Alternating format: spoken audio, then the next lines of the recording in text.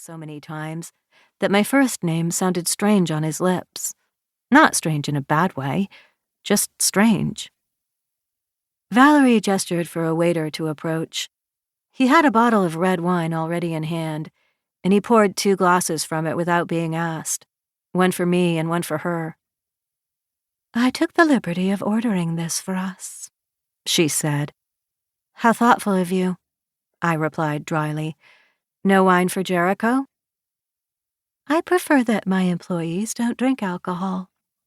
"It's fine," Jericho said. "I'm not thirsty." I wished that we'd had time to talk before this, to help me get my bearings when it came to meeting his boss. What she knew, what she wanted, what she planned to do next. "Have you visited Cressidia before, Josslyn?" Valery asked when the waiter moved away from the table. Small talk didn't seem to suit the occasion, but I'd do my best to endure it. "No," I replied. "I've rarely traveled far from Ironport all my life, at least not until recently." Ironport was in South Rigera, and Cressidia was in North Rigera. While Ironport was straight-laced, business-minded, and highly respectable with its gray and silver skyscrapers and meticulously groomed green spaces, Cressidia was known more as a vacation destination, with luxury shopping, glittering hotels, and sandy beaches. I'd spent most of my time since our arrival on one of those beaches, staring out at the sparkling blue sea, piecing together everything I'd seen and learned over the last month that had shattered the life I'd always known into a million jagged pieces. "The life of a prime minister's daughter," Valery mused. "How very limiting that must have been for you." I fought to hold on to my calm expression. Actually, my life felt quite limitless. Until last year, of course. She nodded, her expression serene. "Yes, of course. My deepest condolences on your father's death." My fingers itched to grab the steak knife in front of me and shove it through her eyeball, straight into her evil brain. "I'm trying very hard to be polite to you," I said tightly. "Really, I am. But I'm sure you must understand why that's going to be a challenge for me."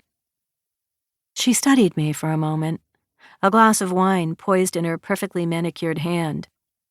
"Jericho tells me that you know everything." "I know enough," I bit out.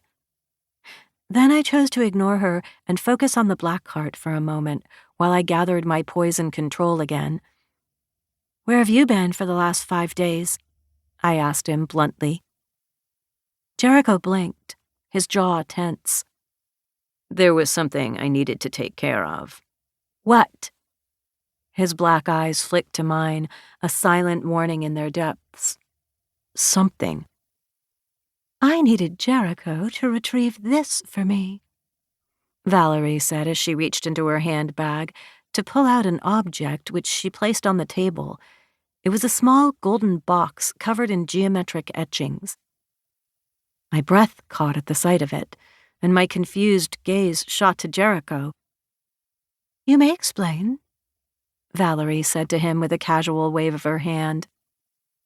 Something tight in his expression eased just a little as the black cart nodded. "Val wanted me to pay a quick visit to Tobin to get the memory box back. She'd heard through the grapevine that he was planning on selling it. He'd already put feelers out to see how much it was worth on the black market. I got there just in time to retrieve it." "I thought you said it didn't matter," I said, my throat painfully tight. "That the memory magic could be contained inside any object." "I was wrong," he replied. I glared at him. "You were wrong?" He shrugged. "It happens occasionally. Apparently, the symbols on the box are specific to this piece of contained magic in particular. Live and learn."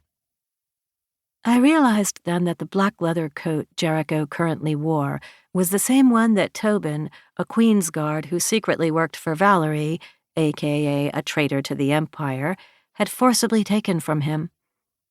The box had been in his pocket at the time. "Nice coat," I said.